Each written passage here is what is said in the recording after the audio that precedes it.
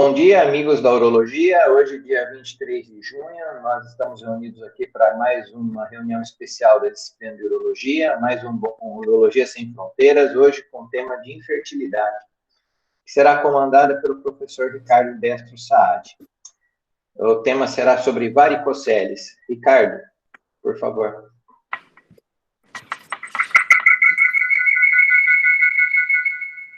Bom dia a todos.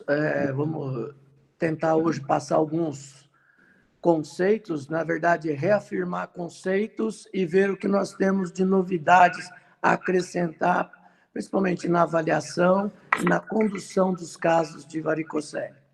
O Ivan, então, vai começar a reunião, apresentando para a gente aí os casos e, em cima deles, vamos conversando a respeito. Perfeito. Já vou só compartilhar na tela.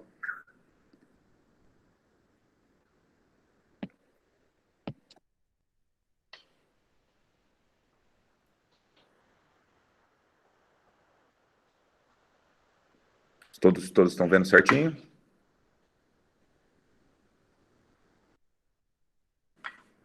Todos estão vendo a minha tela? Sim, doutor? Perfeito. Então, bom dia a todos. Meu nome é Ivan Selegato. Hoje vamos dar início a mais um Urologia Sem Fronteiras, com o nosso tema de varicocele, atualizando conceitos. Agradeço ao Dr. Ricardo Saad, também, que vai conduzir a nossa reunião. Então, o nosso primeiro caso é um paciente AF, sexo masculino, de 10 anos de idade. Veio com uma queixa de um caroço no testículo há mais ou menos 6 meses.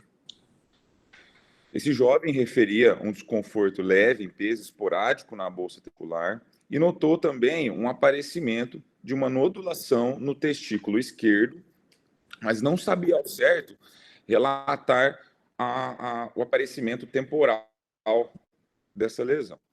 Negava trauma genital recente, negava também infecciosas inflamatórios da genitália e também negava perda de peso.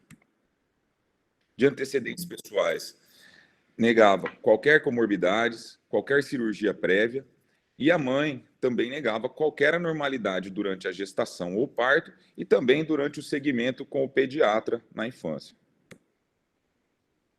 Ao exame físico, o paciente apresentava-se nos exames gerais todos normais, pênis com prepúcio exuberante, um meato uretral tópico, sem lesões ou estenoses, e na bolsa testicular, os testículos tópicos de volumes equivalentes, sem nódulos, epidídimos normais, deferentes presentes, um cordão espermático espessado à esquerda e uma palpação de uma varicocele ao repouso, sem visualização da mesma. Ivan, um minuto aí. Vamos aproveitar a presença do Dr. Osamo na sala. Dr. Osamo, nós estamos então com uma criança, um adolescente de 10 anos, com uma queixa de alteração da bolsa no volume testicular. O Ivan descreveu o exame físico. Vocês têm alguma abordagem diferente? Fazem alguma coisa diferente do que nós estamos descrevendo aqui? Eu acho que o importante aí, segundo a história, ele notou uma alteração nódulo no testículo. Eu acho que o exame físico é fundamental, tanto para caracterizar se esse nódulo realmente está no testículo ou fora do testículo. E, pelo que foi descrito, está fora do testículo. Além disso, eu acho que é importante ter essa palpação, fazer a palpação, criança deitada e também em pé. Outro dado importante. E, prosseguindo a propedêutica, nesses casos, eu acho que é importante fazer um ultrassom com Doppler. Perfeito. Doutor Osamo, foi muito boa a colocação do senhor com relação ao exame físico, quando a gente preconiza que deva ser feito, principalmente na suspeita, né, de varicocele, o exame deitado e, posteriormente, o exame de pé. Um outro questionamento que eu queria fazer aqui com o senhor é o seguinte: a gente tem a facilidade ou não de usar orquidômetro. Isso faz parte da clínica diária? Sim, eu acho que é importante quando a gente está suspeitando de uma varicocele, porque o tamanho do testículo é importante para a gente vai conduzir mais para frente, se tem indicação cirúrgica ou não. E, normalmente, em uropediatria, a gente fala que se o tamanho for menor que 50% do testículo contralateral, aí tem indicação de cirurgia dessa varicocele nessas crianças já adolescentes, né? Perfeito. A gente no consultório do urologista geral, às vezes a gente não recebe tanta criança assim, visto que hoje a cirurgia pediátrica acaba pegando muito dessas crianças. A frequência disso, doutor Osamu, o senhor vê isso com bastante frequência ou pouca frequência? Não é tão frequente, mas na especialidade a gente vê encaminhamento dessas crianças, né, para uropediatra. Então, a gente vê com uma certa frequência, mas não é tão frequente como no adulto, né? Eu estou questionando isso porque eu fui levantar na literatura e como no adulto também, ela é muito variável. Então, nós temos aí até de 5% até 30% das crianças que poderiam, dependendo da série que foi avaliada, a gente ter ou não a presença, mostrando uma correlação com o adulto também, que varia de 20% até 40%, dependendo da série. Muito bem. Ô, Ivan, vamos dar sequência, então. O que você fez? O que foi feito? Aqui só para mostrar também, doutor, se o senhor quer comentar alguma coisa, da importância na criança e no adolescente, que existe essa dificuldade da avaliação do volume testicular, né? E nessa escala é uma comparação, uma equivalência da escala de ao volume testicular, para facilitar e até nós conseguimos comparar se aquele paciente tem um volume proporcionalmente adequado para aquela idade. O senhor quer comentar alguma coisa? O que eu acho interessante no Tanner, né, é que você consegue tentar classificar a idade da criança, né, com o seu desenvolvimento puberal. Na verdade, nem sempre a gente vai ter uma criança com a mesma faixa etária, com o mesmo padrão de desenvolvimento. Então, acho que essa foto é interessante, porque ela dá uma ideia para a gente do que eu esperar de um adolescente. Então, um adolescente no início, com torno de 10 e 11 anos, ele vai ter um testículo de volume bem diminuído, enquanto que no final do seu processo de adolescência, ele vai ter um testículo já de volume de um adulto, normal, já estabelecido de um adulto, que, como o doutor Osamu referiu lá atrás, é muito importante para a gente comparar o desenvolvimento. Se nós estamos pensando aí num quadro de uma varicocele, se existe alguma assimetria ou não do volume testicular. Ok? Então, isso aqui serve para a gente ter uma ideia de padrão de volume de acordo com o desenvolvimento puberal deles. Ok?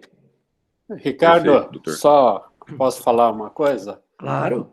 Eu acho que, como você disse, esse volume testicular ela é importante, então, portanto, no ultrassom, você pode calcular esse volume, que é mais preciso do que o orquidômetro, né? Então, eu acho que, quando se solicita o ultrassom, a gente tem que enfatizar a importância de medida do volume testicular.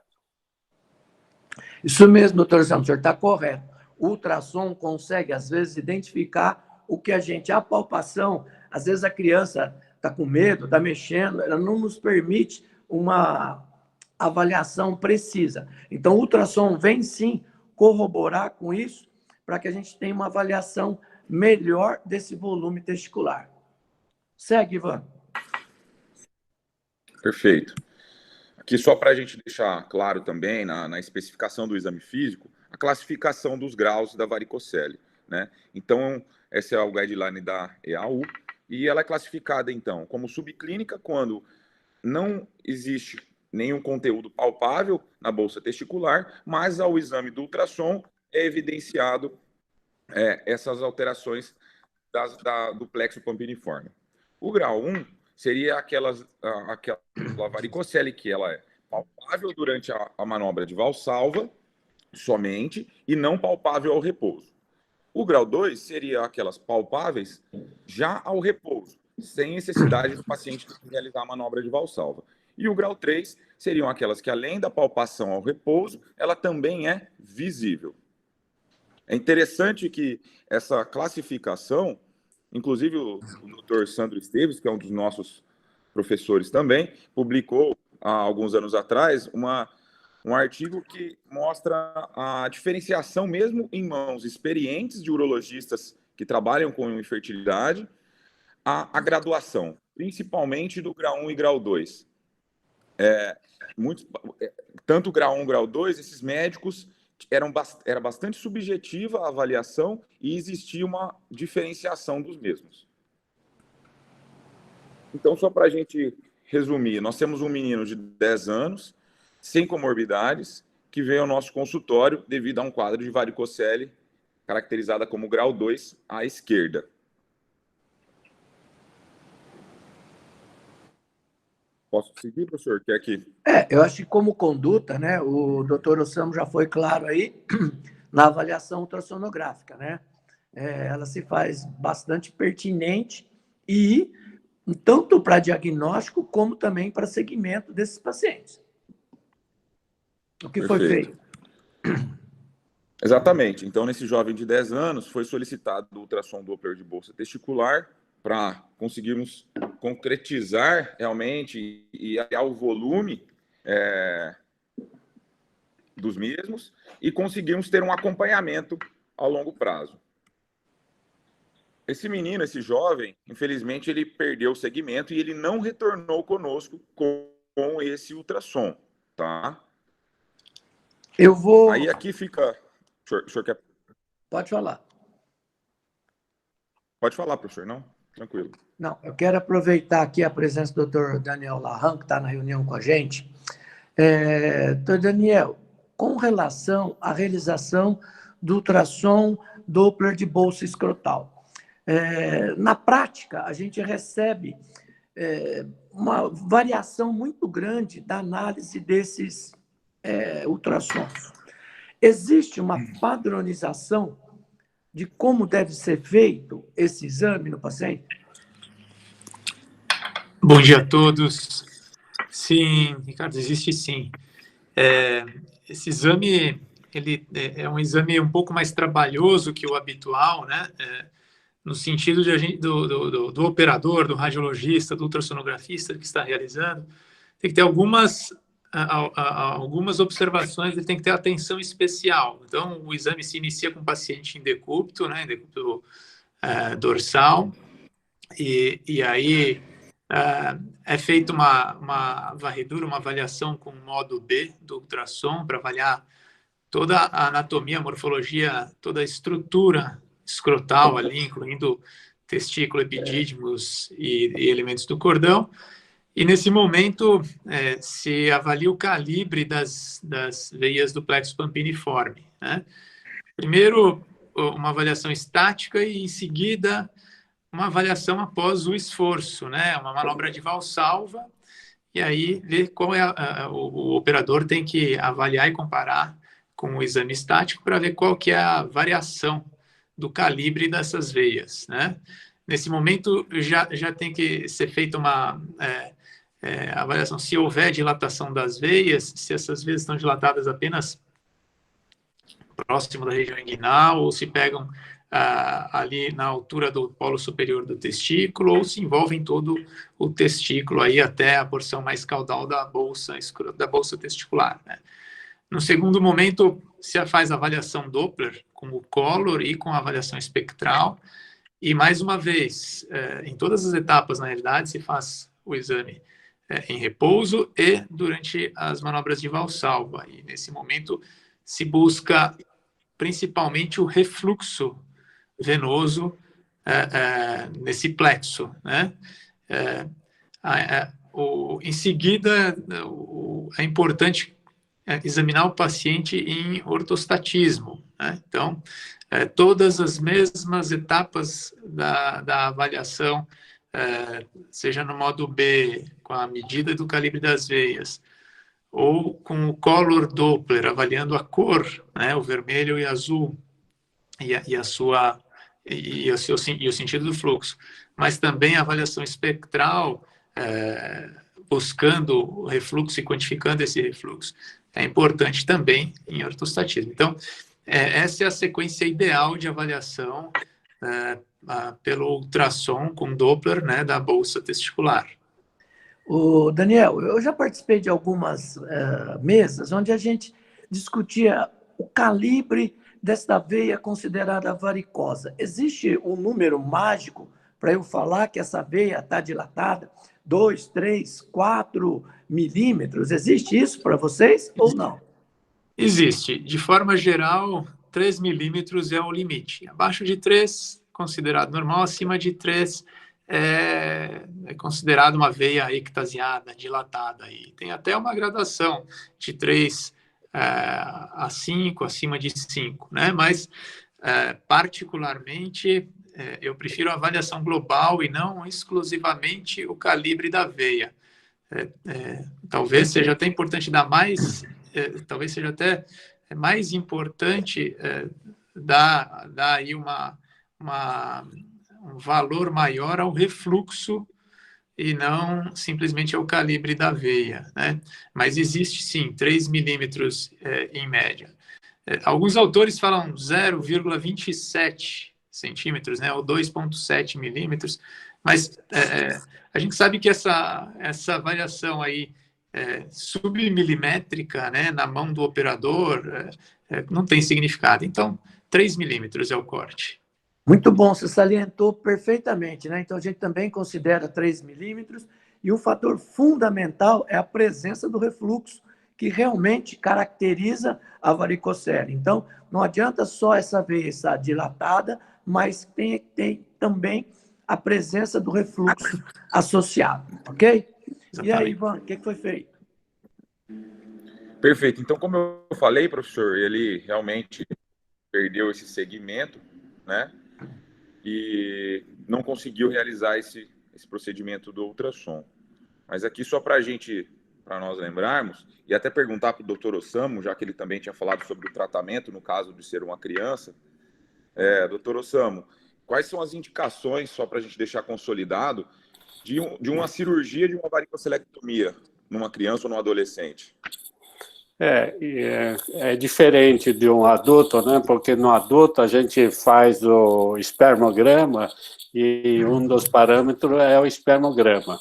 Em crianças ou adolescentes, até a criança atingir o Turner 4, acho que já completa o ciclo, né, do espermograma, aí a gente consegue ter esse parâmetro pelo espermograma. Como não temos o parâmetro, como já disse anteriormente, importante é o volume testicular, comparando o volume contralateral.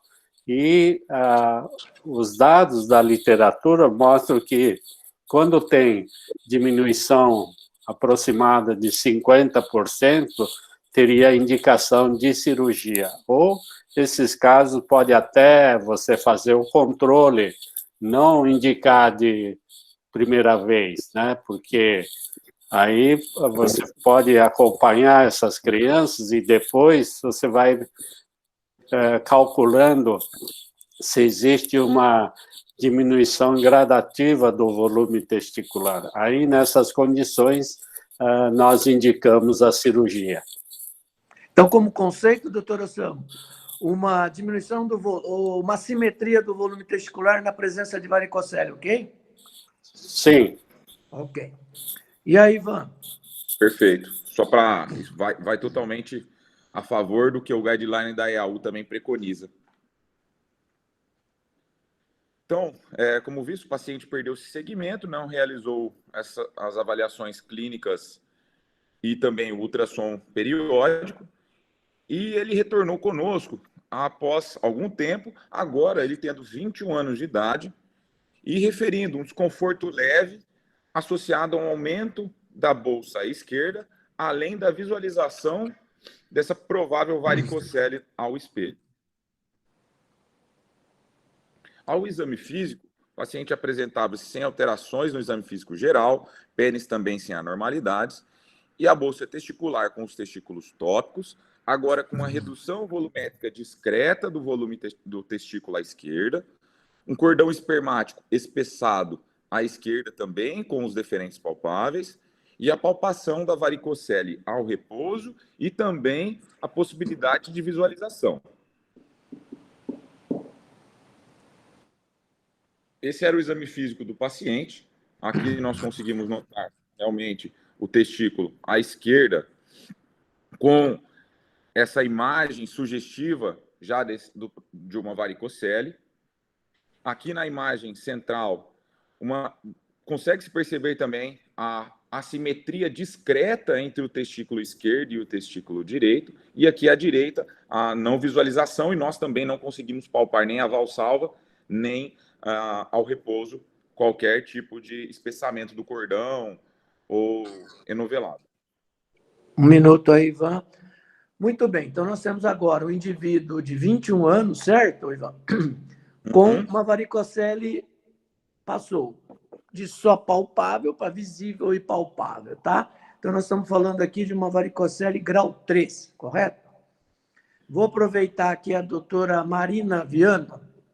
Marina, no nosso ambulatório, como você conduziria esse paciente agora?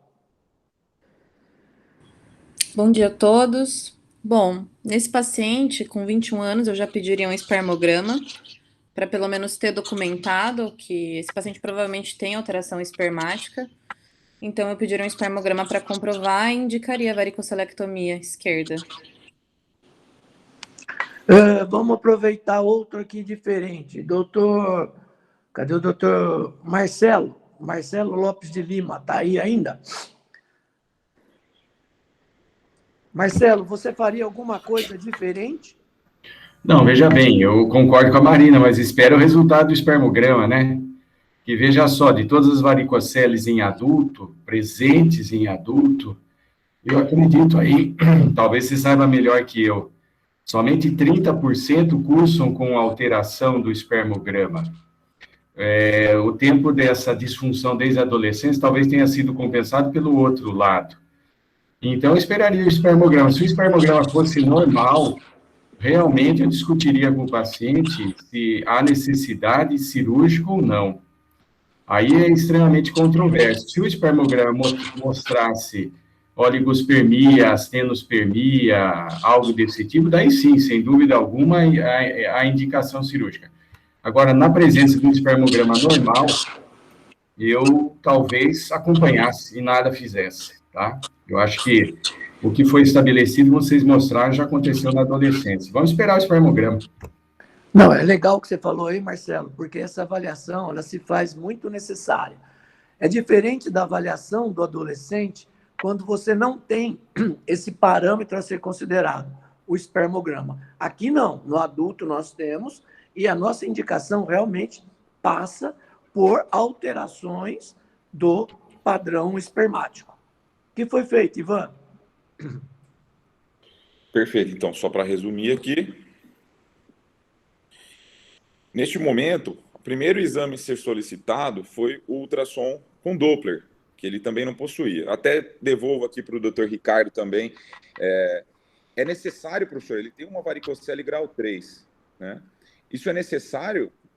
É necessário realizar esse exame de ultrassom Doppler para comprovar? Não, os guidelines não são... A ultrassonografia escrotal, ela não é recomendada como obrigatória na investigação da varicocele. O que é muito importante a gente salientar aí hoje é o problema jurídico que nós temos aí, judicial. Então, assim, o ultrassom hoje nos serve para não só confirmar o diagnóstico e, eventualmente, você ter a presença ou não, no caso aqui, a gente só tem unilateral, mas você avaliar o outro lado contralateral. Então, assim, é importante que você tenha documentado esse diagnóstico, caso você venha fazer algum procedimento cirúrgico nesse paciente. Perfeito. Mas não faz parte obrigatória da investigação. Excelente. Então, aqui, o doutor Daniel está na sala. Ele realmente puder até dar uma olhadinha e quiser comentar as imagens do ultrassom. Mas aqui são as imagens do ultrassom do testículo, tanto à direita quanto à esquerda, tá? Evidenciando uma dilatação das veias e também evidenciando o refluxo, como ele bem disse. E no laudo, já demonstrava o testículo à direita com um volume reduzido de 13 centímetros cúbicos, um volume à esquerda de 10 centímetros cúbicos, uma ectasia e tortuosidade dos vasos do plexo pampiniforme, bilateralmente, mais evidente à esquerda, medindo maior de 4,7 milímetros ao repouso. E isso acentuava-se a manobra de Valsalva. Foi um achado também um cisto de epidídimo de 0,4 centímetros. Mas tá aí. Doutor Daniel, você quer comentar alguma coisa? Não, Ivan, é isso mesmo. Então, já se denota aí a simetria de volume. Nessa imagem aí, na imagem do canto superior do lado direito da tela, ele demonstra a medida aí do calibre das veias do plexo pampiniforme à esquerda aí, né? Na imagem de baixo aí, o refluxo identificado e documentado pelo Color Doppler, né? Seria importante também colocar o espectral para a gente documentar esse refluxo na linha espectral. Mas é isso. Então, existe aí varicocele, né? Descreveram à direita também, nas imagens aí a gente não tem eu não estou vendo o lado direito para ter certeza, mas a esquerda é bem evidente com refluxo, né? Sim. Certo, aí do lado direito, né? Então, a gente percebe que, embora a veia tenha calibre aumentado, né? Elas não estão tão tortuosas e não são tão numerosas como nós vimos do lado esquerdo, né?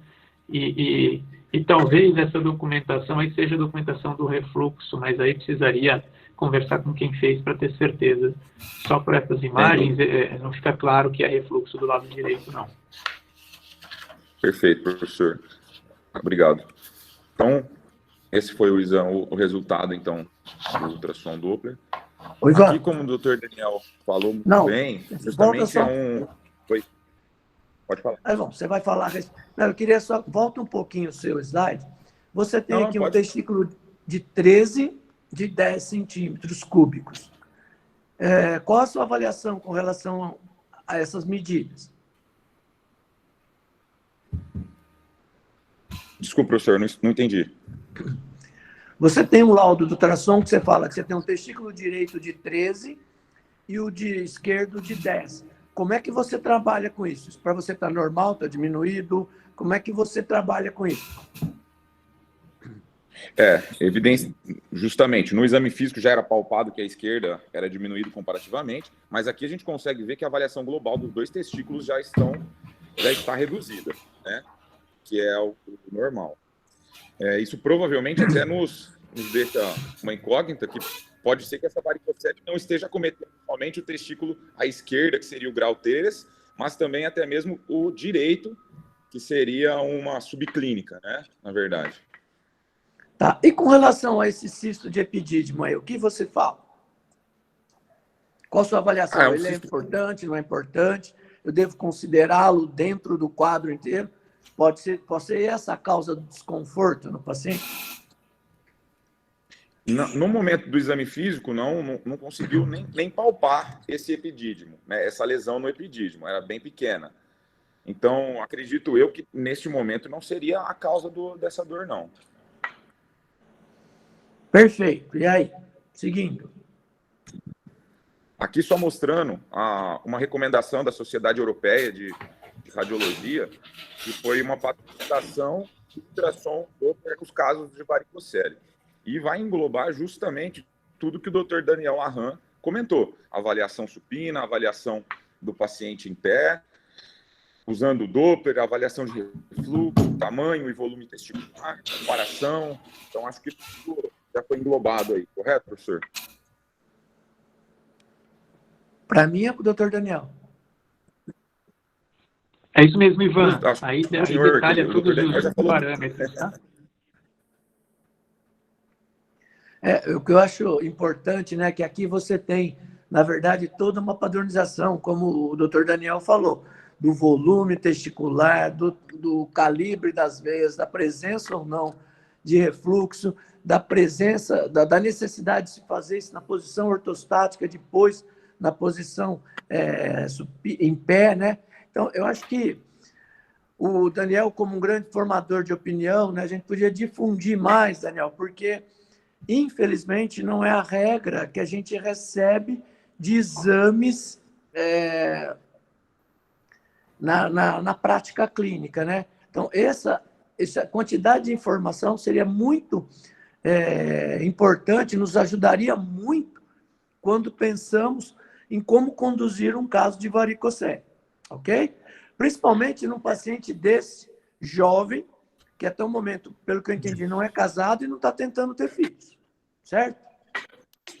Exatamente, a gente luta tá faltando muito. Coisa ainda aí, Ivan. Doutor Daniel. Legal. A gente luta muito para que esse seja o padrão, né? O padrão dos exames de ultrassom com Doppler.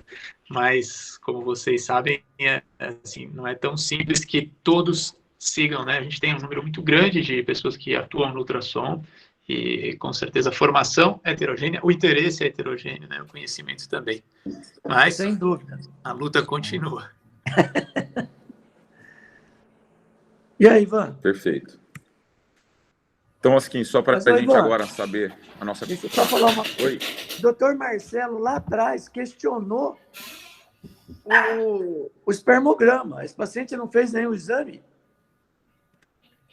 Então, exatamente. Ele fez sim, professor. Serão as próximas condutas. Ele veio com ultrassom e que isso já demonstrou, além da varicocele grau 3 à esquerda, uma varicocele subclínica à direita. E são os nossos próximos passos. Espera só um pouquinho, deixa eu aproveitar aqui. O doutor Wagner está na reunião também, não está, doutor Wagner? Wagner, Fala, isso aí Ricardo. seria suficiente para você já tomar conduta com esse paciente? Então, eu tenho um paciente que tem um desconforto, não chega a ser uma dor, ele tem, ao exame físico, uma varicocele grau 3, no exame ultrassonográfico, a presença, inclusive, agora de bilateral. Você estaria satisfeito aí só? Ou você, como Marcelo, aguardaria o espermograma? Bom dia, Ricardo. Obrigado aí pela pergunta. Eu concordo com o Marcelo. Eu acho que esse paciente, o mais importante para ele é saber as condições da fertilidade. Então, eu estou bem curioso aí para saber o espermograma. Acho que, né, na idade dele, acho que isso é o mais importante agora, né? Então, eu aguardaria o espermograma, sim. A gente preconiza isso também, independente do achado físico e do achado radiológico, a avaliação laboratorial vai nos guiar muito fortemente com relação à conduta a ser tomada. Perfeito, professor. Então, aqui na sequência, foi preconizado realmente a realização desse espermograma, realizando 2 amostras no intervalo aí de pelo menos 15 dias. E como os achados já no ultrassom daquele volume testicular diminuído, nós já nos adiantamos e também solicitamos a testosterona total e também o LH e FSH para uma avaliação hormonal. No retorno, esse paciente nos trouxe, então, aqui, uma testosterona total de 488, dentro dos valores de referência da normalidade, um LH de 9,1 e um FSH de 9,3. Ambos quase no limite superior da normalidade. O senhor quer comentar o exame? Não, o que nós vemos geralmente nos pacientes que apresentam, né? Você inverteu a sua apresentação, mas nos pacientes que apresentam algum déficit na sua produção espermática, existe uma tendência de elevação das gonadotrofinas, do LH e do FSH. Ou seja, a partir do momento que ele começa a produzir de uma maneira não adequada, nosso organismo tenta, através do aumento do estímulo hormonal, compensar essa dificuldade ou essa não produção. A gente não viu o espermograma ainda. Perfeito. Mas já sugere Sequência. que ele tem algum déficit. Perfeito. Então, o paciente, na mesma consulta, trouxe ambos os exames. O primeiro espermograma realizado, então, o paciente mostrava um volume de 1,9, com uma concentração de 12 milhões, motilidade A mais B com 18 em A e 14 em B, vitalidade de 57%, uma morfologia de 3, PA de 7,5 e leucócitos normais. Aqui só os valores de referência. E no segundo espermograma, na segunda amostra, após 15 dias, é um volume agora de 2 ml, uma concentração de 13 milhões, uma motilidade de 20 em A e 15 em B, uma vitalidade de 60% e uma morfologia de 3. Ou seja, nós temos agora... Então, volta só um pouquinho no espermograma, por favor, Ivan. Veja bem, Claro. Nós temos aqui, se você quiser voltar ao anterior, que tem os valores de referência para o pessoal acompanhar, o que nós temos? Nós temos 2 espermogramas, onde nós temos uma discreta diminuição da concentração espermática, uma motilidade preservada, uma vitalidade praticamente preservada e uma discreta alteração da morfologia. Então, esse padrão de espermograma aqui não me justifica aquelas dosagens tão elevadas assim de FSH e LH. Eu esperaria um padrão até pior de espermogramas baseado nessa dosagem hormonal. Então, assim, só para a gente ver que nem sempre tudo é tão bonitinho. Então, nós temos 2 amostras muito próximas da normalidade. Ok? Vamos lá. Doutor Adriano levantou a mão, professor. Doutor Adriano. Pois não, doutor Adriano. Okay. Ô, Ricardo, bom dia a todos. Parabéns aí pela apresentação. Mas, veja bem, nem todo mundo que tem varicocele é infértil. E se a gente começar a fazer ultrassom para todo mundo, imagina o custo disso daí. Eu acho que foi invertido a ordem das coisas aqui. Tanto é verdade que nos guidelines da Sociedade Americana de Urologia, você não pede ultrassom, o diagnóstico é clínico. Nesse adulto aqui, com relação à criança, eu até concordo de ter pedido o ultrassom para ver o volume testicular. Então, sendo assim, eu acho que você tinha que fazer o diagnóstico clínico, esse indivíduo tem que ter o diagnóstico de infertilidade. O diagnóstico de infertilidade é clínico também, é aquele indivíduo, é aquele casal que depois de 1 ano, sem método anticoncepcional e tendo relações sexuais frequentes, não engravidou a mulher, para aí sim ser investigado, né? Agora, aqui a gente já foi pedindo ultrassom, quer dizer, ultrassom com Doppler não é barato. Eu acho que a lição é que a coisa não deve ser investigada dessa forma. Ô, Adriano, você está correto. Existe uma sequência a ser feita, né? O que nós estamos apresentando aqui é como muitas vezes os pacientes nos chegam. Então, eu concordo com o que você está falando. Eu tenho um paciente, eu vou fazer o exame físico, eu vou pedir espermograma dele para ver e depois eu vou dar sequência na investigação. Só um dado importante que você salientou muito com relação à caracterização da indicação de tratamento. Porém, você não pode esquecer que o adolescente não é casado, que esse jovem não é casado e que ele não tem uma parceira e nem está tentando. Então, eu tenho que dar alguma outra vertente na investigação dele, certo? Não, mas a vertente é o espermograma, ele já não é mais adolescente, ele tem 21 anos. Isso, então, mas foi feito, só foi feito, não foi feito na sequência como você está dizendo. Eu concordo, eu solicitaria primeiro exames laboratoriais, depois a investigação radiológica. E aquilo que eu falei também, não é que ele tenha 13 milhões, que ele é infértil. Infertilidade é um diagnóstico clínico. E o que você pode fazer nesse tipo de paciente é acompanhamento. Se ele tem uma queda dos parâmetros espermáticos, aí sim você intervém. Então, mas, Adriano, esse acompanhamento é quando você não tem alteração espermática. Apesar dele ter pouca, ele tem. É uma opção, mas ao mesmo tempo é um risco que você tem. você não pode esquecer que esse indivíduo ele tem uma varicocele que foi diagnosticada lá na adolescência. Esse paciente tem um tempo de ação dessa varicocele que a gente sabe que é muito importante quando intervir nessa ação da varicocele.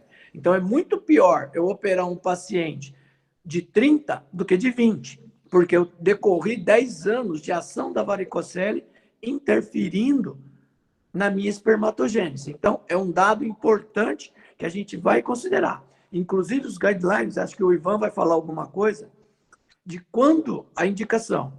E é uma coisa que entrou nos guidelines que não tinha, é com relação, por exemplo, à dor. Então, indivíduos hoje que apresentam dor testicular também podem ser operados. Então, houve algumas mudanças. Você tem isso aí, Ivan? Ivan? Tenho ali para frente, professor. Então, Adriano, daqui um pouquinho eu volto na sua... Tenho sim, professor. Está lá para frente. O que foi feito? Então, resumindo aqui, esse paciente, então, com uma varicocele grau 3 à esquerda e uma subclínica à direita, e caracterizando também o espermograma com uma oligoteratospermia leve. Bom, vamos lá então de novo. Doutor Marcelo, que falou. E agora, Marcelo, qual a sua conduta? Agora tem exame alterado, tem o ultrassom mostrando varicocele bilateral e ela clínica. Então, ponderando tudo isso que falou, que o Adriano colocou, que você colocou, Ricardo, eu acho, discutiria com o paciente. Ele tem evidência da alteração espermática e a varicocele mostrada ao ultrassom. Então, nesse caso, acredito eu, o benefício da cirurgia seria superior ao risco cirúrgico. Então, eu indicaria a cirurgia para ele, uma varicocelectomia no modo que você sabe fazer melhor, subinguinal, Ivano-Civite, eu acho que tem que ser efetiva a varicocelectomia. Doutor Adriano, você teria a mesma conduta, doutor Marcelo? Bom, tá. Não, o Marcelinho está correto, eu não tiro a razão dele. Agora, veja bem, isso aqui não é uma sangria desatada. Você pode acompanhar esse paciente, e acho que o principal é o início daquilo que o Marcelo falou, discutir com o paciente. Porque, assim, a cirurgia também não é isenta de complicações. Se ela for feita por um indivíduo experiente, muito que bem, os resultados são muito bons. Agora, se for feito por um indivíduo inexperiente, e aqui nós temos o exemplo do ultrassom Doppler, tem ultrassons Dopplers que são feitos adequadamente e outros não, assim como a varicocelectomia, você pode até piorar a situação desse paciente. Eu acho que isso é fundamental que vocês estão colocando. Veja, duas coisas que nós estamos querendo trazer aqui. Primeiro, é a discussão com o paciente, e discussão de paciente, no caso dele, que não é casado, que não tem um padrão de infertilidade tão estabelecido e que apresenta espermogramas borderline. Não é um espermograma extremamente alterado para que você já indique de cara. E aí, vamos lá. O que você fala aí, Ivan? Então, aqui só para a gente resumir, o primeiro esquema, a primeira parte é com relação à Associação Europeia e a segunda com relação à Associação Americana. E atualmente a Associação Americana indica, né, a varicocelectomia nos pacientes que têm uma varicocele palpável, nos casos de infertilidade e também quando se tem os padrões do sêmen alterado. Aqui eles também citam que não se deve realizar nos pacientes com azospermia. Contudo, nós sabemos já que vários papers já colocam que nos pacientes azospérmicos, a varicocelectomia eventualmente pode fornecer uma maior chance de uma captação de espermatozoides para uma fertilização assistida. Realmente, nós temos alguns papers demonstrando até não só na recuperação, como o aparecimento de espermatozoide no ejaculado. O Sandro tem um artigo desse, nós temos outros na literatura também, que demonstraram, após a correção de varicocele em indivíduos azospérmicos, com a recuperação de espermatozoide. Nada dizendo que esse paciente voltou a ser fértil, simplesmente que começaram a aparecer espermatozoides no ejaculado, e esse pode ser utilizado para reprodução assistida, ok? Mas, ô Ricardo, desculpa Perfeito. a minha... E além disso aqui, só voltando... Desculpa Perfeito. a minha... E além disso aqui, só voltando... Desculpa aqui, ó, você vê no item 2, que é uma recomendação forte. Tratar homens inférteis. Você não sabe se esse indivíduo é infértil. Como eu te disse, o diagnóstico de infertilidade é clínico. Nem sempre, Adriano, quando a gente fala, né, dos parâmetros, o que a gente vai ter? Esse indivíduo é fértil?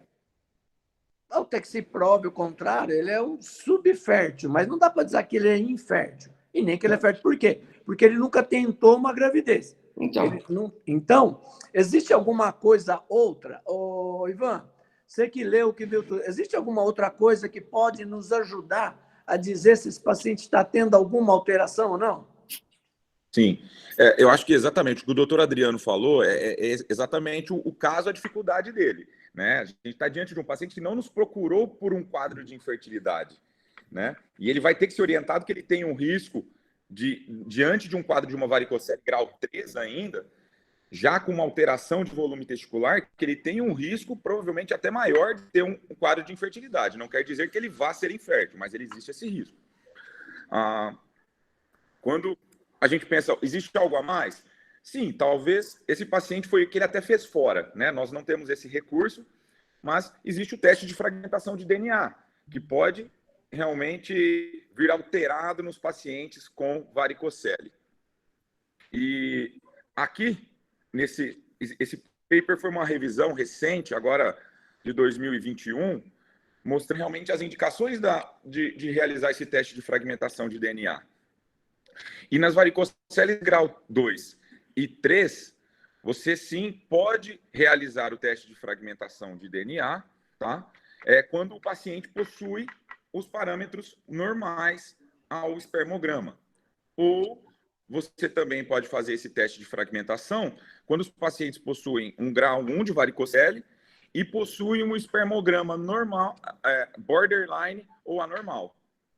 Certo? Para saber qual a influência de um dano do DNA nesse espermatozoide e que pode culminar em uma dificuldade na concepção, né, de um...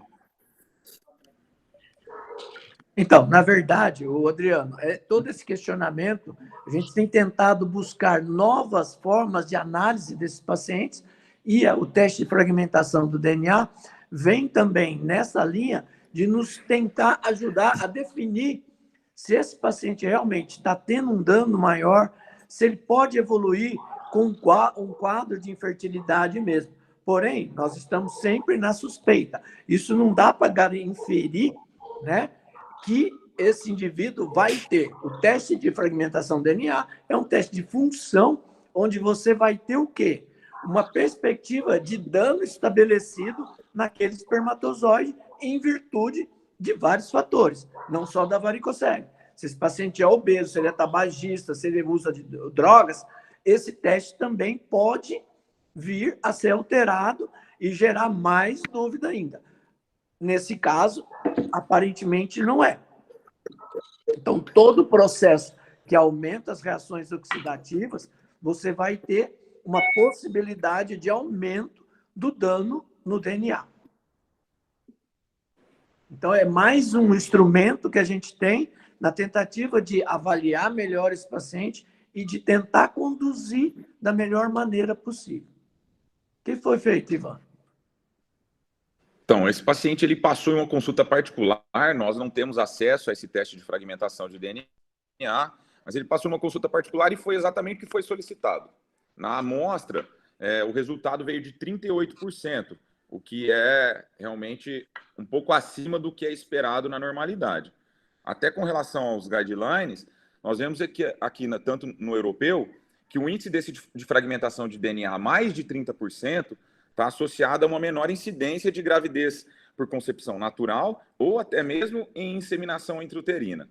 E, além disso, um valor acima de 50% está associado a piores resultados, inclusive na fertilização in vitro, mostrando que, num paciente que tem varicocele, com teste de fragmentação de DNA, eventualmente a realização da cirurgia, você pode, sim, ter uma melhora não somente na concepção natural, na inseminação intrauterina ou até mesmo na fertilização in vitro. Eu vou fazer uma pergunta aqui. O Arnold está na reunião ainda? Estou aqui, bom dia. Que tem feito um fellow lá com o doutor Sandro, tem visto muito caso, deve ter visto muito caso semelhante, e que lá você tem a facilidade de fazer a fragmentação. Como é que, Arnold, como é que você interpreta esses dados hoje?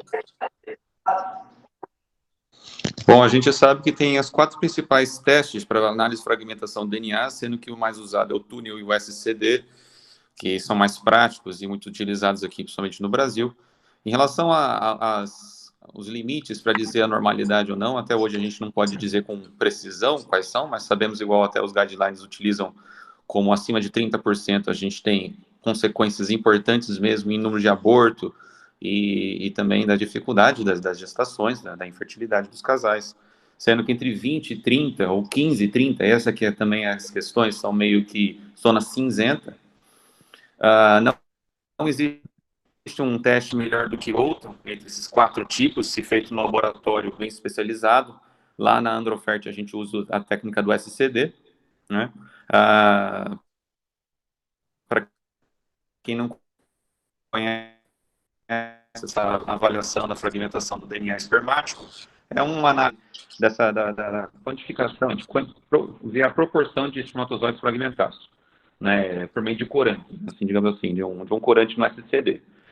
E aí, os espermatozoides que não estão fragmentados, eles fazem um halo rosa ao redor deles. E aqueles que estão fragmentados não têm um halo rosa. E aí contabiliza pelo menos 400 espermatozoides para fazer essa análise, essa quantificação. E quando você tem, Arnold... E há benefícios, sim.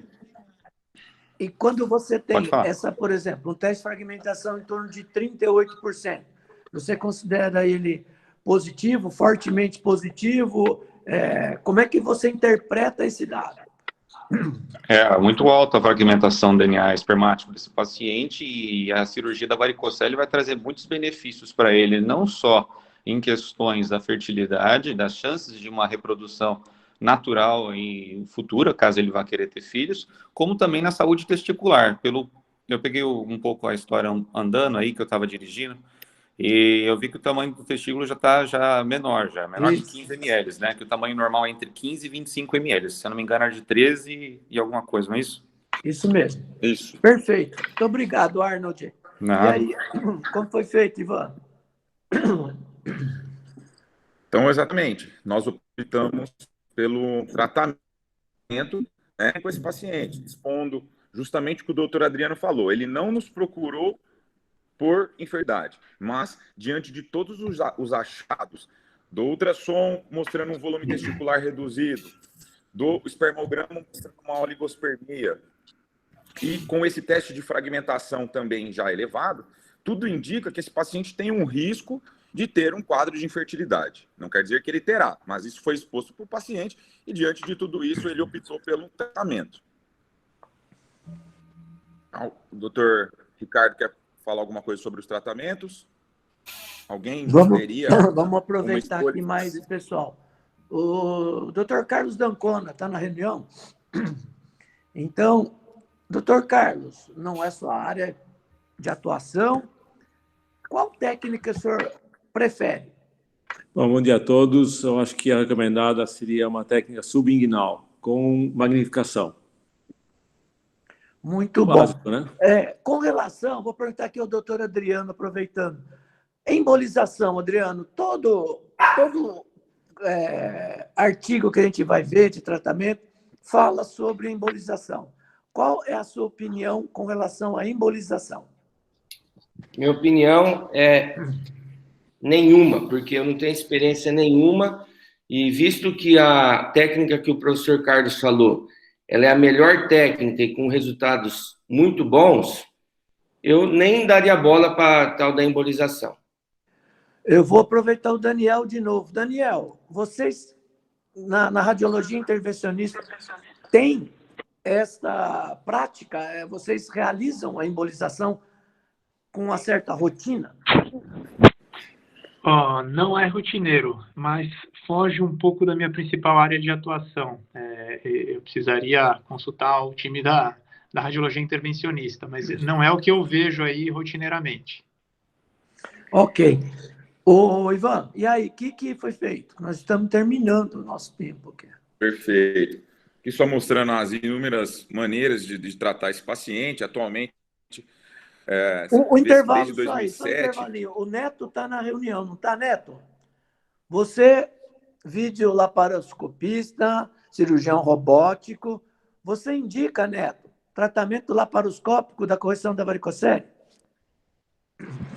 Bom dia, doutor Ricardo. Não, eu não indico. Eu continuo fazendo Ivanisevic subinguinal. Eu acho que é uma cirurgia tranquila, de pouca morbidade, bem resolutiva e pouca complicação. Então, eu continuo fazendo subinguinal. Perfeito, Neto. Continua, Ivan. Não, então, exatamente. O método subinguinal ainda é o método mais utilizado e que deve ser preferível com relação ao risco de permanência dessa varicocele e dos sintomas ou até mesmo da infertilidade. A laparoscopia pode ser realizada, mas realmente aqui no Brasil, principalmente, não é o método mais utilizado. E nesse caso, foi sim realizada a varicocelectomia microcirúrgica. E agora o fato ele possui uma varicocele grau 3 à esquerda e uma varicocele subclínica à direita, operar uni ou bilateral. Arnold, você opera uni ou bilateral? Rapidinho. Eu opero bilateral. Os papers, eles são mais fidedignos com benefícios bilaterais, nesses casos. Mesmo o subclínico à direita tem que ser abordado bilateral. Perfeito, concordo. E nesse caso em especial, você também tem uma diminuição do volume testicular contralateral. E aí, Ivan?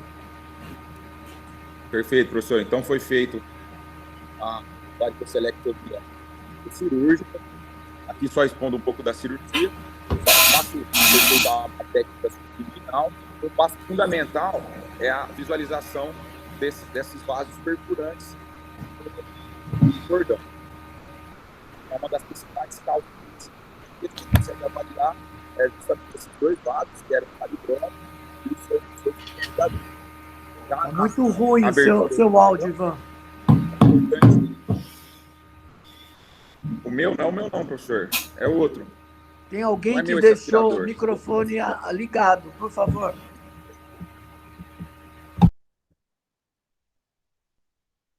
E aí, Ivan? Perfeito.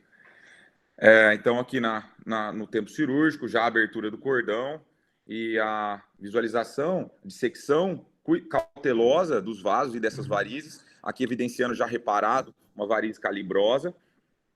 E é sempre importante a identificação da artéria testicular. E isso pode ser mais fiel utilizando um Dopplerzinho, em que você tem certeza que a complicação mais grave, que seria a isquemia e a atrofia, não vai acontecer.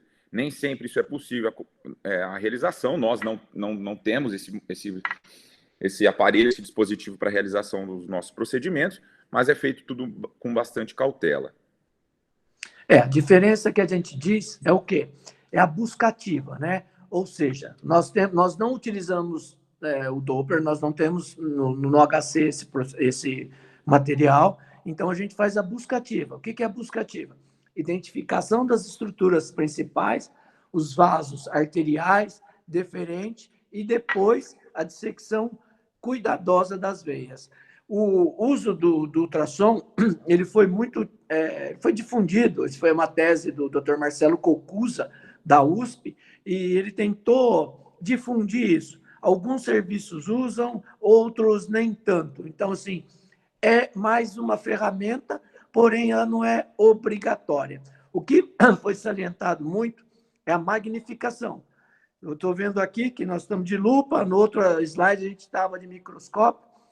Para a correção da varicocelectomia, a lupa ainda é pertinente, apesar da gente saber que a magnificação do microscópio ela é muito melhor. A visualização dos vasos é muito melhor. Porém, a realidade é que a gente nem sempre vai ter isso em todo lugar. Posso fazer uma pergunta rapidinho? Então, só... Rapidinho. Não, eu gostaria só de saber se o senhor geralmente expõe o testículo pela incisão e faz a ligadura do gubernáculo, dos veios do gubernáculo também.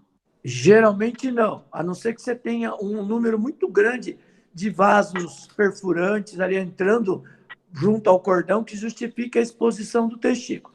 Geralmente a gente isola o cordão, né? A gente vê essas veias do plexo pampiniforme e avalia. Caso você tenha alguma coisa muito grande, aí vale a pena você expor o testículo. De rotina, não. Perfeito. E aí, então, no segmento, esse paciente foi de alta no PA1, com uso de anti-inflamatório, um analgésico e também suspensório escrotal, e foi programado aí um novo espermograma em 3, 6 e 12 meses para justamente comparar com o inicial. Então, sempre bom ressaltar aqui, né? Por que a gente faz com 3, com 6? Primeiro, a melhora que a gente espera desse paciente pós-varicocelectomia, ela começa a partir do 3º, do 6º e dura até 1 ano. Se esse paciente não tiver uma recuperação após 1 ano, provavelmente ele não vai ter mais, tá? Então, a gente sempre preconiza com 3 meses, é o tempo mínimo de um novo ciclo de espermatogênese. Então, isso é importante que a gente entenda. Não adianta eu fazer no primeiro mês, no segundo.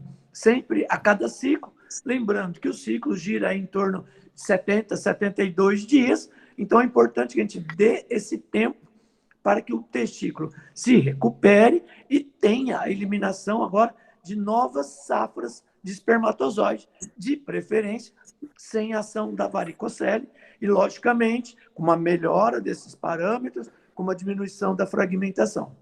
Ok?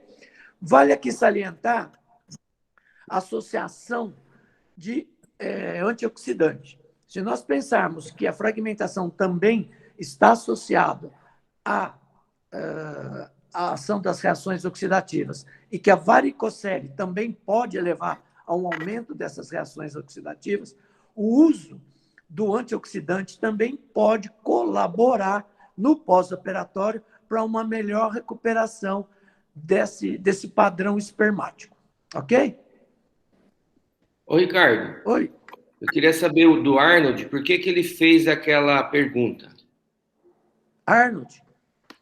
Porque geralmente a gente tem exposto os testículos, às vezes tem surpresas de ter veias dilatadas no gubernáculo, e isso diminui a recidiva bastante. O fato de cirurgias por microscópio, já as recidivas são muito menores do que a olho nu, né, de 15% caindo até 1% de recidiva, então, se possível, a gente expõe, geralmente eu já uso como rotina, de retirar o testículo, expor o testículo pela incisão, e avaliar todas as veias que estão iniciando a dilatação no gubernáculo e ligadura com bipolar, até queimando. Tá, mas, Arnold, você não tem na literatura nada comparativamente com isso, dizendo que isso vai trazer algum benefício maior para o paciente, certo? Exatamente. É uma técnica que, assim, eu entendo o princípio, mas até o momento nós não temos nada dizendo que ela realmente traz benefício, principalmente quando comparada às outras. Ok? Exatamente. Mais é por rotina mesmo. Ivan? Perfeito, professor. Acho que aqui nós encerramos o caso e aguardando cenas do próximo capítulo para avaliar se a cirurgia foi feita recente. Vamos ver se realmente vai ter melhora nesse espermograma. Então, tá bom. Eu queria agradecer a presença de todos. Espero ter contribuído aí com algumas novos conceitos e novas ideias que estão sendo utilizadas em conjunto, para que a gente possa, de uma maneira conjunta, compartilhar, né, essas novas informações e difundi-las também. Muito obrigado e bom dia a todos. Abraço, todo mundo. Bom dia, bom dia. Bom dia, obrigado. Até a próxima. Por favor, interrompendo a gravação. Sim, senhor.